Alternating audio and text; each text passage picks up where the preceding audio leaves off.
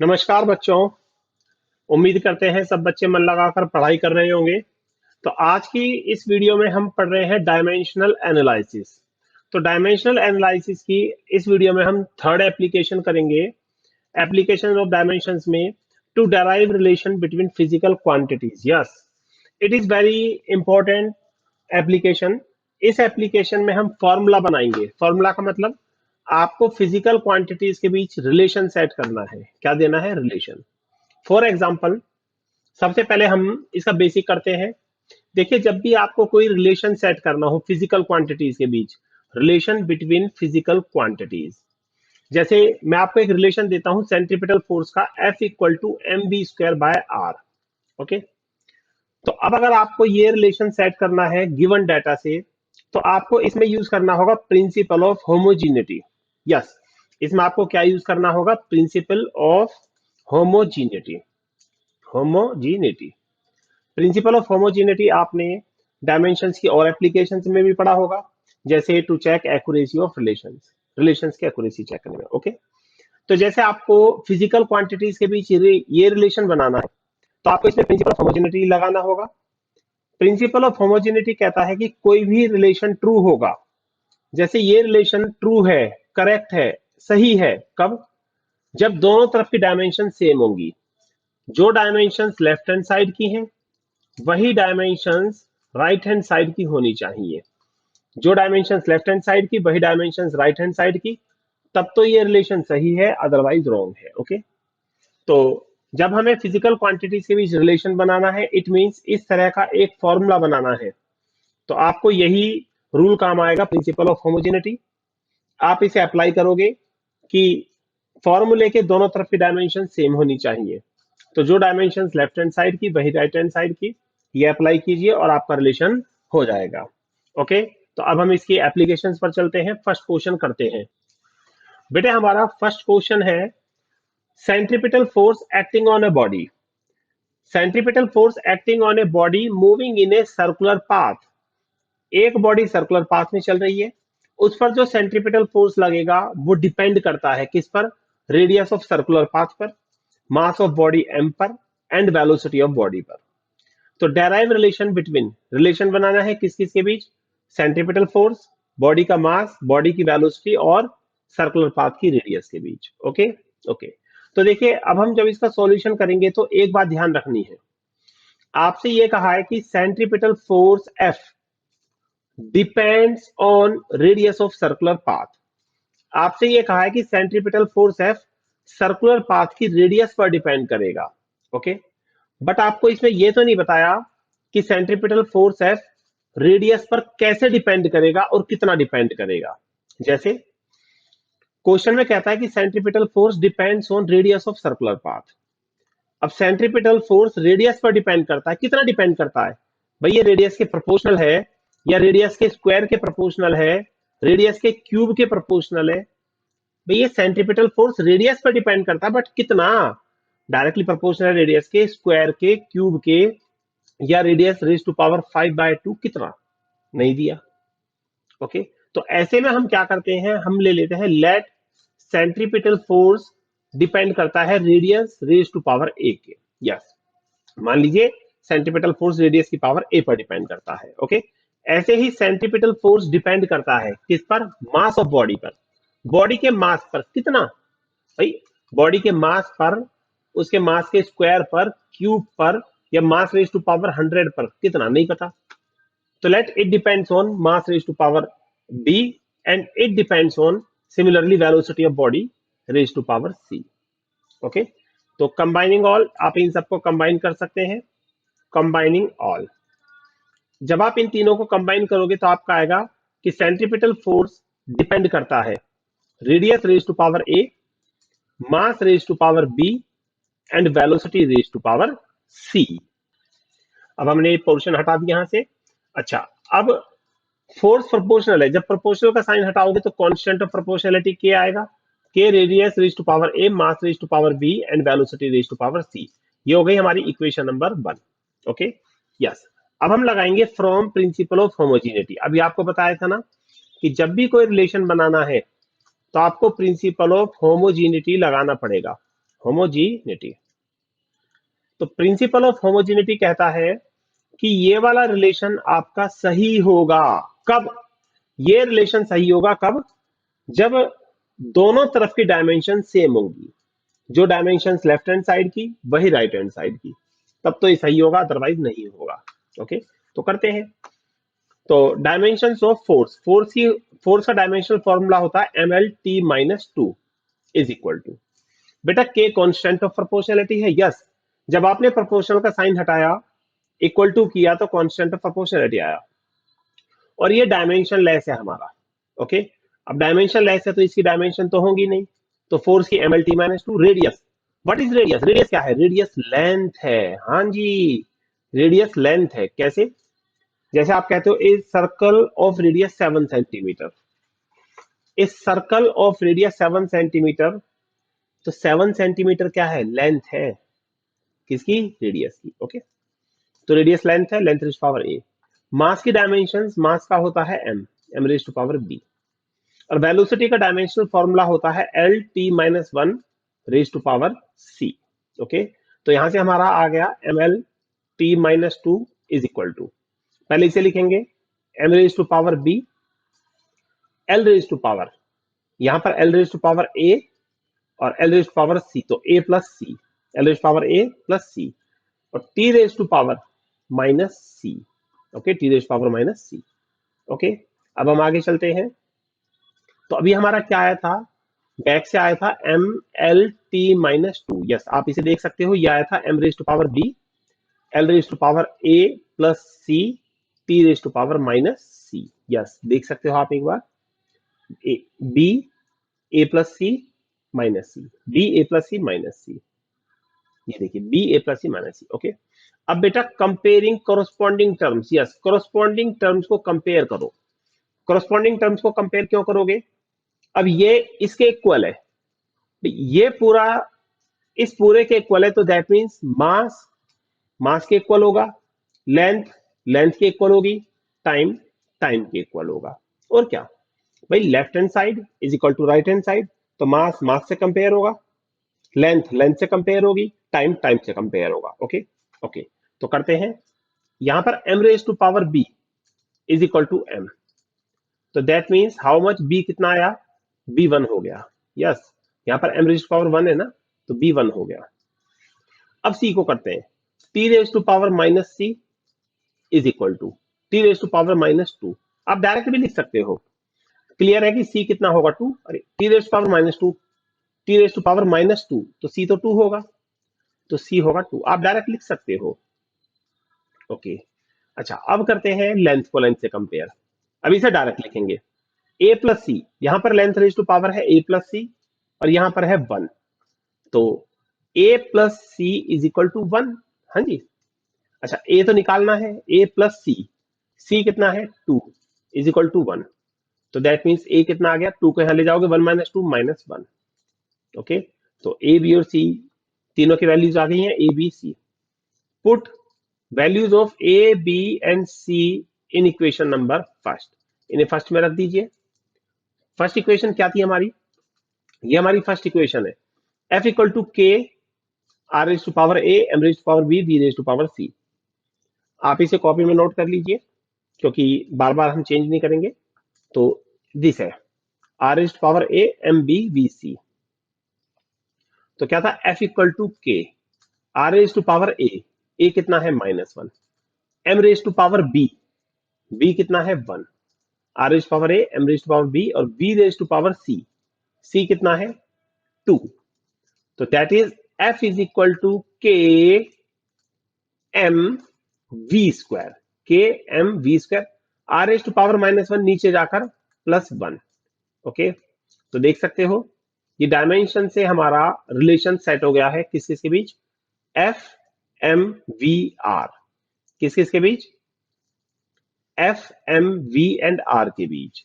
Okay, okay, अच्छा, यहां पर बेटा के क्या था? के कांस्टेंट ऑफ प्रोपोर्शनलिटी है, के कांस्टेंट ऑफ प्रोपोर्शनलिटी है। अब डायमेंशंस की एक लिमिटेशन है कि जब हम कोई फॉर्मूला डराइव करते हैं, जैसे ये फॉर्मूला बनाया, तो डायमेंशंस कांस्टेंट ऑफ प्रोपोर्शनैलिटी की वैल्यू नहीं देता, सॉरी। तो इसलिए आप इस क्वेश्चन को यहीं पर होल्ड कर सकते हो, रोक सकते हो, क्योंकि डायमेंशंस कांस्टेंट ऑफ प्रोपोर्शनैलिटी की वैल्यू नहीं देता, तो आप इसे निकाल ही नहीं सकते, छोड़ दीजिए। हाँ, तो एक कांस्टेंट ऑफ प्रोपोर्शनैलिटी की वैल्यू कहां से आती है? From experiment. यस, डायमेंशंस इसकी वैल्यू नहीं देते, तो जब हम एक्सपेरिमेंट करते हैं तो k की वैल्यू आती है इसमें 1। ओके, तो k को 1 रखोगे तो f equal to m v square by r. तो डायमेंशन से हमारा रिलेशन सेट हो चुका है f M we and are के बीच। ओके, वैसे डायमेंशन से हमारा ये रिलेशन यहीं तक था बस, क्योंकि डायमेंशंस कांस्टेंट ऑफ प्रोपोर्शनैलिटी की वैल्यू नहीं देता, तो हम आगे करेंगे ही नहीं, क्योंकि k की वैल्यू कहां से आती है? From experiment.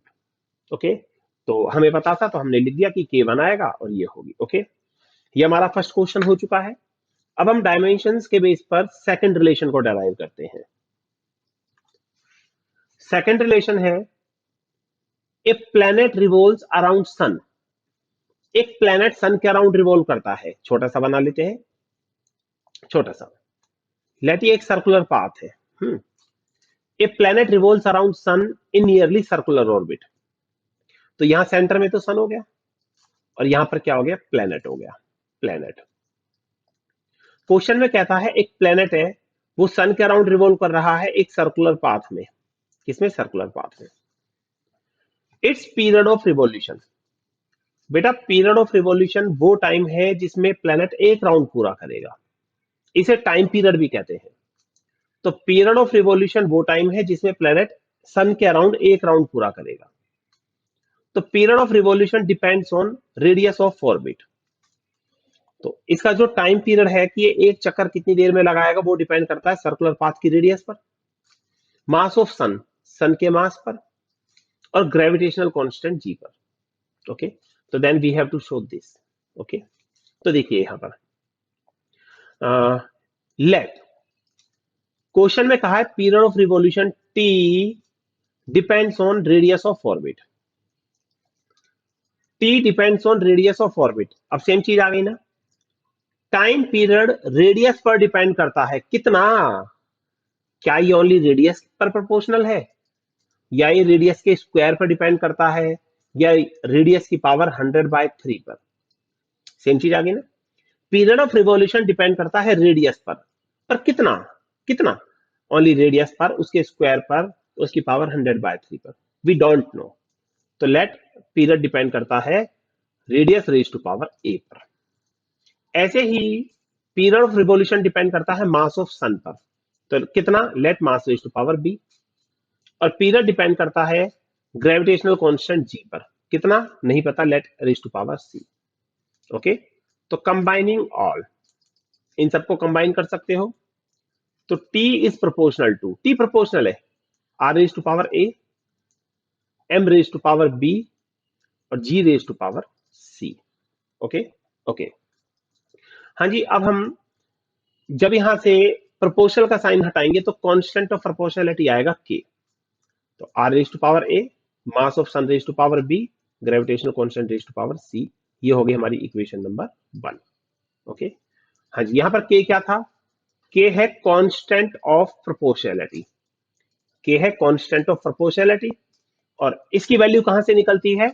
एक्सपेरिमेंट से, अभी बताया था। तो अब हमारी ये जो इक्वेशन नंबर 1 बन चुकी है।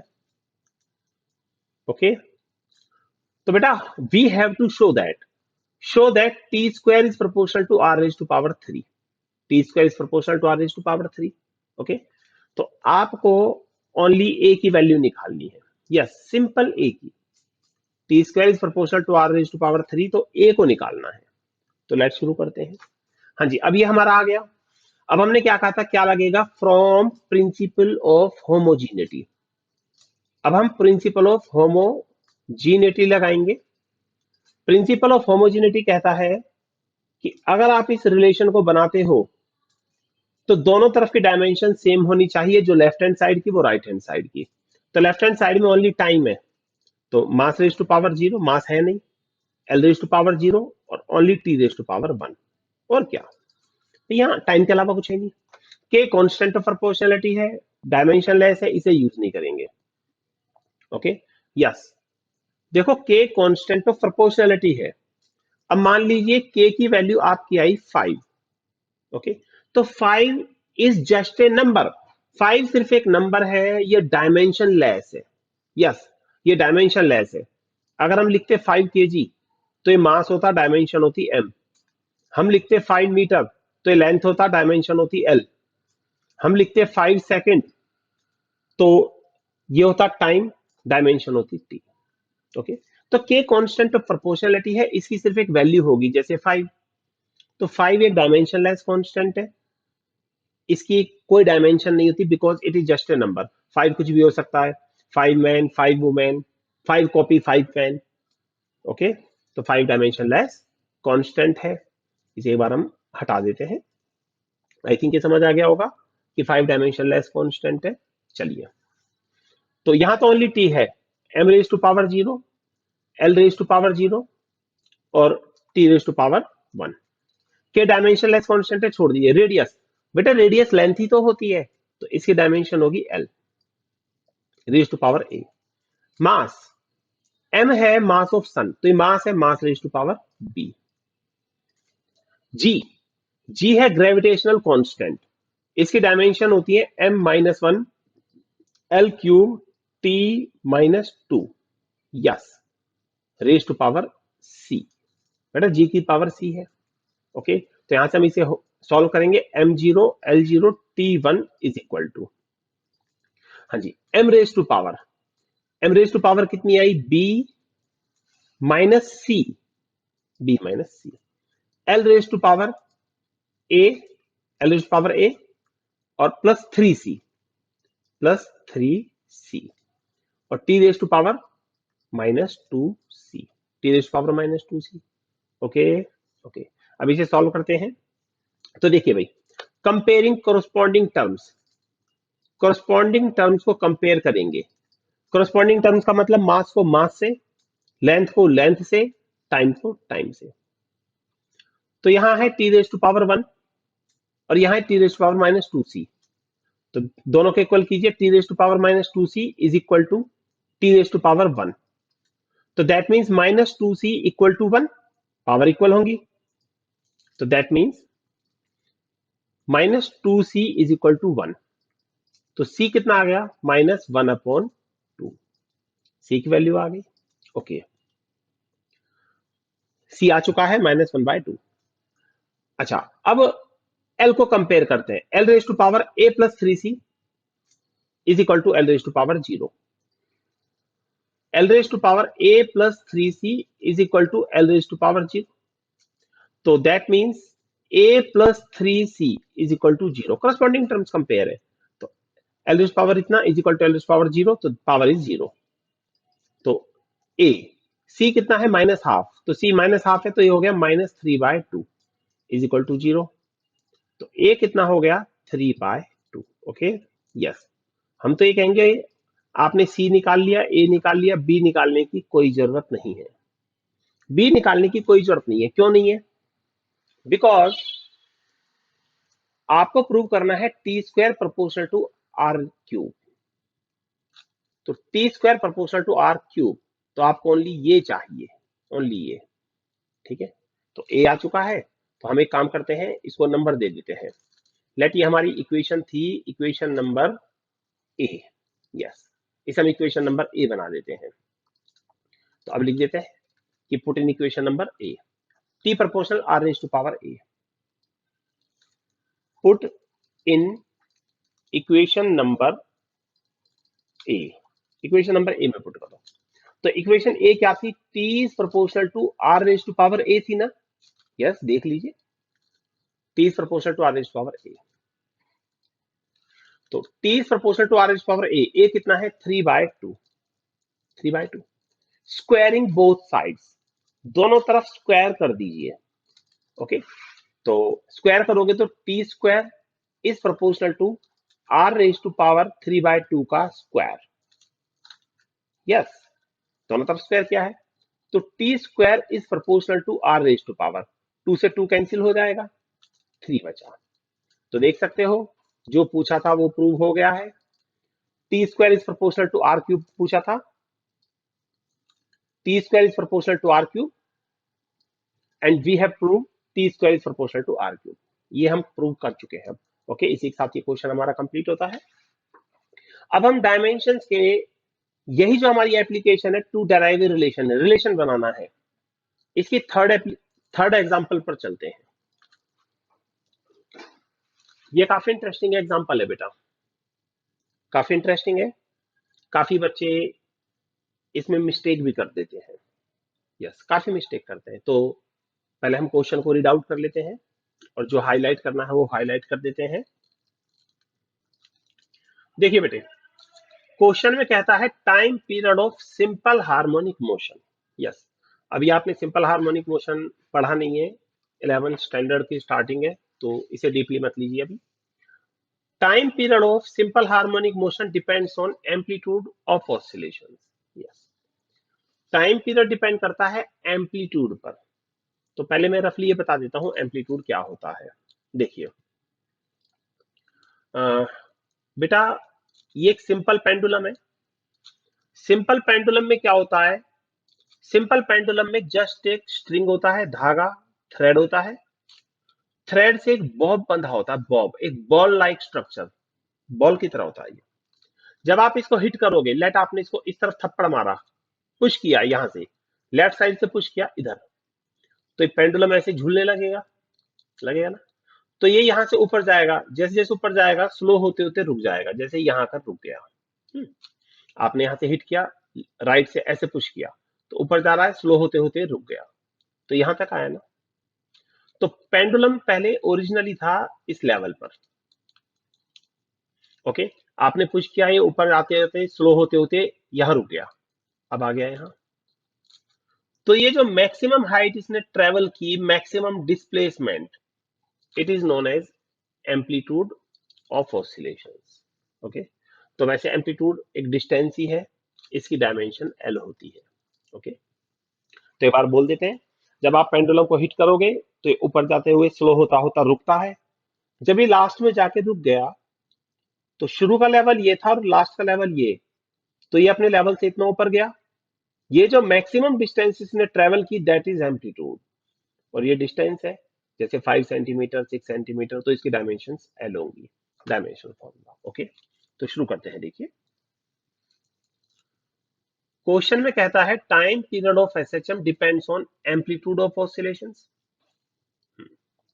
Time period amplitude of oscillations पर डिपेंड करता है, पहली बात. दूसरा फोर्स कांस्टेंट पर, and third mass of body, body के मास पर. कौन सी बॉडी, जो सिंपल हार्मोनिक मोशन करती है उस पर. तो टाइम पीरियड तीन चीजों पर डिपेंड कर रहा है, एम्पलीट्यूड, फोर्स कांस्टेंट और मास ऑफ बॉडी पर. ओके, तो पहले हम फोर्स कांस्टेंट की डायमेंशंस निकाल लें. देखिए फोर्स कांस्टेंट क्या होता है बेटा. बेटा फोर्स कांस्टेंट होता है फोर्स अपॉन डिस्प्लेसमेंट. यस, वैसे तो आपको सिर्फ डायमेंशंस आनी चाहिए, पर मैं आपको निकाल कर दिखा रहा हूं. फोर्स कांस्टेंट होता है फोर्स अपॉन डिस्प्लेसमेंट. इसे हम जनरली के से शो करते हैं. फोर्स का डायमेंशनल फॉर्मूला होता है mlt-2 upon displacement. Displacement length ही तो है. हाँ, जैसे आप यहां से यहां चले गए, कितना डिस्प्लेस हुए, 5 मीटर, तो डिस्प्लेसमेंट लेंथ है. ओके, तो फोर्स कांस्टेंट होता है फोर्स अपॉन डिस्प्लेसमेंट. फोर्स का डायमेंशनल फॉर्मूला mlt-2, डिस्प्लेसमेंट का l, तो l से l गया, तो डिस्प्लेसमेंट कांस्टेंट का है lt-2. ओके, तो फोर्स कांस्टेंट का कितना है, lt-2. ओके, तो रिलेशन बनाना है, तो शुरू करते हैं. देखिए, हाँ जी, अब इसे शुरू करते हैं. देखिए बेटा, लेट, क्वेश्चन में कहा है time period. Time period depends on amplitude of oscillations. Same thing आ गई, टाइम पीरियड एम्पलीट्यूड पर डिपेंड करता है, कितना नहीं पता, तो let power A.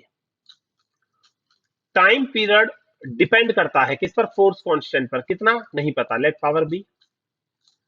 Time period depend करता है मास ऑफ बॉडी पर, कितना नहीं पता, लेट पावर सी. ओके, तो कंबाइनिंग ऑल, इन सबको कंबाइन कर लेते हैं. तो कंबाइन करके व्हाट विल वी गेट, हमें क्या मिलेगा, T is proportional to A raise to power A, के raise to power B, M raise to power C. वैसे आपने इसको डायरेक्ट भी लिख सकते हो, पर ये समझाने के लिए हम ऐसा लिखते हैं। अच्छा, अब आप प्रोपोर्शनल का साइन हटाओगे तो constant of proportionality K dash आएगा। अब के डैश लिखना है बिकॉज के पहले आ चुका है। तो प्रोपोर्शनल का साइन हटाया, constant of proportionality K dash, A raise to power A, के raise to power B, M raise to power C, यहां से लिख दिया। हाँ जी, यहां पर के डैश क्या है, कांस्टेंट ऑफ प्रोपोर्शनलिटी। अच्छा, कांस्टेंट ऑफ प्रोपोर्शनलिटी की वैल्यू कहां से आती है, एक्सपेरिमेंट से। ओके, ये हमने बना ली इक्वेशन नंबर 1। अब सेम पुराना तरीका, फ्रॉम प्रिंसिपल ऑफ होमोजीनिटी। बेटा प्रिंसिपल ऑफ होमोजीनिटी लगाएंगे हम। अब अगर आपको ये फॉर्मूला बनाना है तो दोनों तरफ की डायमेंशन सेम होनी चाहिए, दोनों तरफ की डायमेंशन सेम होनी चाहिए। तो लेफ्ट में तो सिर्फ टाइम है, m raise to power zero नहीं है कुछ भी, एल की जीरो, टी है बस। ओके, क्या है, t. Okay, is equal to k dash constant of proportionality है, डायमेंशन लेस, इसकी कोई डायमेंशन नहीं है। एम्पलीट्यूड की डायमेंशन अभी बताई थी, एम्पलीट्यूड डिस्टेंस है, इसकी डायमेंशन एल होगी, क्या होगी, एल। तो एम्पलीट्यूड की L raise to power A. के, के था फोर्स कांस्टेंट, इसकी थी एम टी माइनस टू या रेज टू पावर बी। देख सकते हो आप, के फोर्स कांस्टेंट है, इस फोर्स कांस्टेंट के की थी L T minus two. Okay okay, तो amplitude L, K M T minus two, B mass, M है मास तो मास का सी। ओके, तो what will we get, M zero L zero T one is equal to M raise to power कितना होगा, B plus C, B plus C, या M raise to power B और M raise to power C, B plus C, L raise to power a, t raise to power minus two b. Okay okay, तो अब हम इसे आगे चलते हैं। तो बेटे हमारा यहां तक आ चुका है। अब हम करेंगे सेम चीज, कंपेयरिंग कोरोस्पॉन्डिंग टर्म्स। हम कोरोस्पॉन्डिंग टर्म्स को कंपेयर करेंगे। टर्म्स को कंपेयर करने से ए बी और सी की वैल्यूज आ जाएंगी, ए बी सी यहां लगा देंगे और रिलेशन आ जाएगा बिटवीन फिजिकल क्वांटिटीज। तो कंपेयरिंग कोरोस्पॉन्डिंग टर्म्स, कंपेयर कीजिए। पहले हम इसको करेंगे l raise to power a. वैसे अब आप सीधा लिख सकते हो, l raise to power a is equal to l raise to power zero. तो यहां से आपका ए इज इक्वल टू कितना आ गया, जीरो। ओके, काफी इंटरेस्टिंग चीज है, अभी बताएंगे। अब इसको कीजिए, T raise to power minus two B is equal to T raise power one, या पावर इक्वल होगी minus two B is equal to one. तो बी कितना आ गया, minus one upon two. Okay, अच्छा अब and B plus C, mass को कीजिए, M raise to power B plus C is equal to M raise to power zero. तो B plus C is equal to zero. तो C कितना आएगा, C is equal to minus B, B कितना है, minus half और minus plus half. Okay, तो A B और सी की वैल्यूज आ चुकी हैं। Put values of A B and C in equation number 1, इन्हें इक्वेशन नंबर 1 में रख दीजिए। तो आपका टी इज इक्वल टू आ जाएगा के डैश। यस, देखिए टी था K dash, A raise to power A, के raise to power B, M raise to C, A K B M C, A K B M C, यही था ना, a की power a zero. Okay, a के raise to power b, B कितना है, minus half. Okay, और c raise to power plus half, a b c. तो T is equal to k dash, yes, a raise to power zero. इसका मतलब पता है क्या है, टाइम पीरियड एम्पलीट्यूड पर डिपेंड नहीं करता। Yes yes, a raise to power zero means ये है ही नहीं, किसी भी चीज की पावर जीरो वन होती है तो ये वन रहेगा। अच्छा, k raise to power minus half, m raise to power plus half. अच्छा, k raise to power minus half नीचे आकर k raise to power plus half. तो T is equal to k dash m by k की common power half. तो t कितना हो गया dear, k dash m upon k, one by two का मतलब होता है स्क्वायर रूट। तो ये आपका टाइम पीरियड आ चुका है। ओके। हाँ जी। के क्या है? कांस्टेंट ऑफ प्रोपोर्शनैलिटी, और कांस्टेंट ऑफ प्रोपोर्शनैलिटी की वैल्यू कहां से आती है? डायमेंशन से। तो आप लिख सकते हो फ्रॉम, नो, अभी क्या बोला था? K dash constant of proportionality है, और कांस्टेंट ऑफ प्रोपोर्शनैलिटी की वैल्यू कहां से आती है? एक्सपेरिमेंट से। कहां से? एक्सपेरिमेंट से। हमने डायमेंशंस बोल दिया था शायद। From experiments k dash constant of proportionality है, एक्सपेरिमेंट से इसकी वैल्यू आती है 2 पाई। तो T is equal to k dash हो गया 2 pi, okay, k dash 2 pi root m by k, 2 pi root m by के। तो लीजिए, ये आपका कंप्लीट हो चुका है, देख सकते हैं, कंप्लीट। ये आपका आंसर है। अच्छा, हम फिर बार बार कह रहे हैं कि के डैश कांस्टेंट ऑफ प्रोपोर्शनैलिटी है, इसकी वैल्यू डायमेंशन से नहीं आती, ये एक्सपेरिमेंट से आती है। तो ये डायमेंशन की एक लिमिटेशन भी है कि जब हम फॉर्मूला डेराइव करते हैं, जब हम कोई फॉर्मूला डेराइव करते हैं, तो डायमेंशंस कांस्टेंट ऑफ प्रोपोर्शनैलिटी की वैल्यू नहीं देता। ओके, तो जरूरी नहीं है कि आपको इसकी वैल्यू पता हो कि इसकी वैल्यू 2 पाई है, हो सकता है नहीं पता हो। तो डायमेंशन से तो ये यहीं तक होगा ना, तो आप इसे यहां भी ऑफ कर सकते हो। ओके, अब हमारा ये क्वेश्चन कंप्लीट हो चुका है। अब हम अपना नेक्स्ट क्वेश्चन करते हैं। बेटे, अब हमारा एक क्वेश्चन नंबर 4 है। ये काफी इंटरेस्टिंग क्वेश्चन है। देखिए, जैसे जैसे हम आगे मूव करेंगे ना, तो क्वेश्चंस में कुछ ना कुछ नयापन मिलता है। जैसे अभी हम अगर अपने पिछले क्वेश्चन की बात करें, जो हमारा पिछला क्वेश्चन था, इसमें एक नयापन था क्या, कि क्वेश्चन में कहता है time period of SHM depends on amplitude. तो यहां पर तो कह दिया कि टाइम पीरियड एम्पलीट्यूड पर डिपेंड करता है, ठीक है। बट जब आपने सॉल्व करा, तो एम्पलीट्यूड रेज टू पावर 0 आई।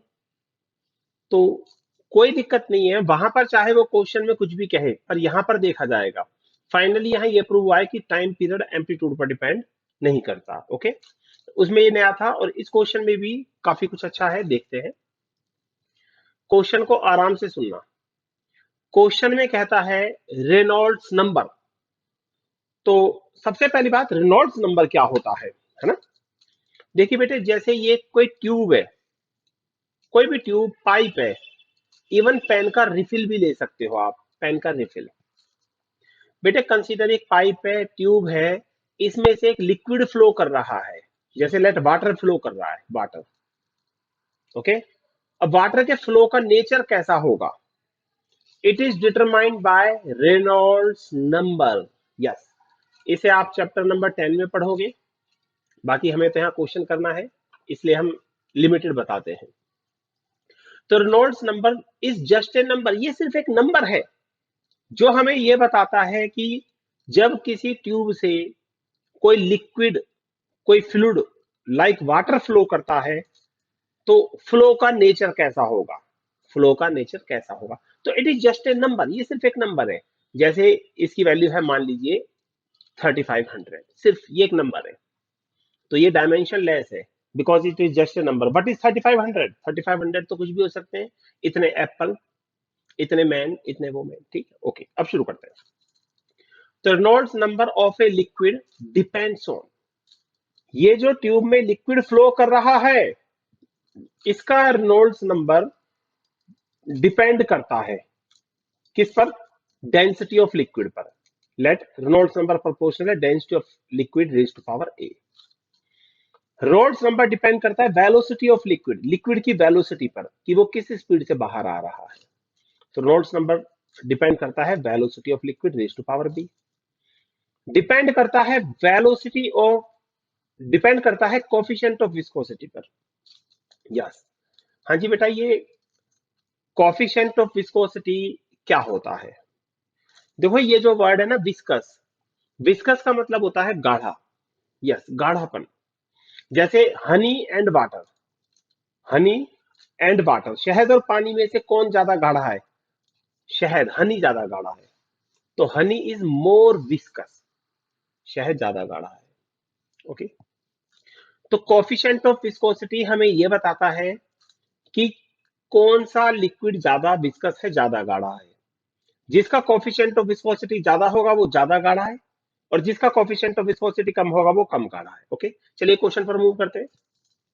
तो क्वेश्चन में कहता है रेनॉल्ड्स नंबर डिपेंड करता है density of liquid, okay, depend करता है वेलोसिटी ऑफ लिक्विड, डिपेंड करता है कोफिशिएंट ऑफ विस्कोसिटी, लेट कितना, तो कोफिशिएंट ऑफ विस्कोसिटी पर डिपेंड करता है कितना, नहीं पता, let raise to power C, let, and proportional to diameter of pipe, या रोल्स नंबर प्रोपोर्शनल है डायमीटर ऑफ पाइप। ओके, यहां पर एक चीज नोटिस किया आपने कि ओरो में तो कहता है कि रोल्स number depends on, Reynolds number depend करता है किस पर, डेंसिटी पर, कितना नहीं पता, वेलोसिटी पर कितना नहीं पता, कोफिशिएंट ऑफ विस्कोसिटी पर कितना नहीं पता, इसलिए इनकी पावर्स ली एबीसी। बट यहां पर कहा है कि रेनॉल्ड्स नंबर प्रोपोर्शनल है डायमीटर के, तो रेनॉल्ड्स नंबर प्रोपोर्शनल डायमीटर के, तो बस डायमीटर रहेगा, क्योंकि दे दिया, या तो वो कहता कि रेनॉल्ड्स नंबर प्रोपोर्शनल है स्क्वायर ऑफ डायमीटर के, या कहता है रेनॉल्ड्स नंबर प्रोपोर्शनल है क्यूब ऑफ डायमीटर के, यहां पर कहा है Reynolds number proportional to diameter, तो सिर्फ डायमीटर के प्रोपोर्शनल है, इसलिए हम इसे यहीं तक रखेंगे। ओके, चलिए, derive relation between physical quantities, अब ये जो फिजिकल क्वांटिटीज हैं इनके बीच आपको रिलेशन बनाना है, तो शुरू करते हैं, कंबाइनिंग ऑल। बेटा ये भी डायमेंशंस की एक लिमिटेशन है, लिमिटेशन सुन लीजिए, डायमेंशंस में तीन चीजें होती हैं, एम एल टी, इसीलिए ये सिर्फ तीन अननोन पावर्स को निकाल सकता है, ए बी सी। ओके, तो डायमेंशंस में तीन चीजें यूज करते हैं हम, एम एल टी, तो ये तीन अननोन पावर्स निकाल सकता है ए बी सी, बस ए बी सी। अगर यहां भी कोई अननोन पावर होती तो हम इसे डायमेंशन से सॉल्व नहीं कर पाते, डायमेंशन से सॉल्व क्यों नहीं कर पाते, बिकॉज डायमेंशन से तीन पावर्स निकल सकती हैं, फोर्थ कैसे निकालेंगे। ओके, तो इसलिए यहां पर सीधा लिखा है कि रेनॉल्ड्स नंबर प्रोपोर्शनल है डायमीटर के, तो सीधा डायमीटर के प्रोपोर्शनल है, पावर दे रखी है बने। ओके, चलिए कंबाइन करते हैं सबको, तो Reynolds number is proportional to density raise to power A, velocity raise to power B, coefficient of viscosity raise to power C, and diameter simple है। अच्छा, प्रोपोर्शनल का साइन हटाते हैं तो कांस्टेंट ऑफ प्रोपोर्शनलिटी आएगा, बार बार लिखने की जरूरत नहीं है। ओके, अभी हमारी हो गई इक्वेशन नंबर फर्स्ट। अब क्या लगाएंगे, फ्रॉम प्रिंसिपल ऑफ होमोजीनिटी। हाँ जी, प्रिंसिपल ऑफ होमोजीनिटी क्या कहता है, प्रिंसिपल ऑफ होमोजीनिटी कहता है कि ये जो इक्वेशन नंबर वन है, दिस, ये जो रिलेशन है ये सही होगा कब, जब दोनों तरफ की डायमेंशन सेम होंगी, तो ये रिलेशन सही होगा कब, जब दोनों तरफ की डायमेंशन सेम होंगी, है ना। तो अब डायमेंशन सुनो, रोल्स नंबर सिर्फ एक नंबर है, just a number, dimension less, तो इसलिए इसके लिए तो हम लिखेंगे लेफ्ट साइड के लिए m0 l0 t0, कुछ नहीं है। ओके, के कांस्टेंट ऑफ प्रोपोर्शनलिटी है, डायमेंशन लेस है, इसलिए इसके लिए भी कुछ नहीं लिखेंगे। रो है डेंसिटी, क्या है रो, डेंसिटी, और डेंसिटी की होती है M L minus three, yes, raise to power a, ये डायमेंशन आपको याद होनी चाहिए, रो की होती है M L minus three raise to power a, v है वेलोसिटी, वेलोसिटी की होती है L T minus one raise to power B.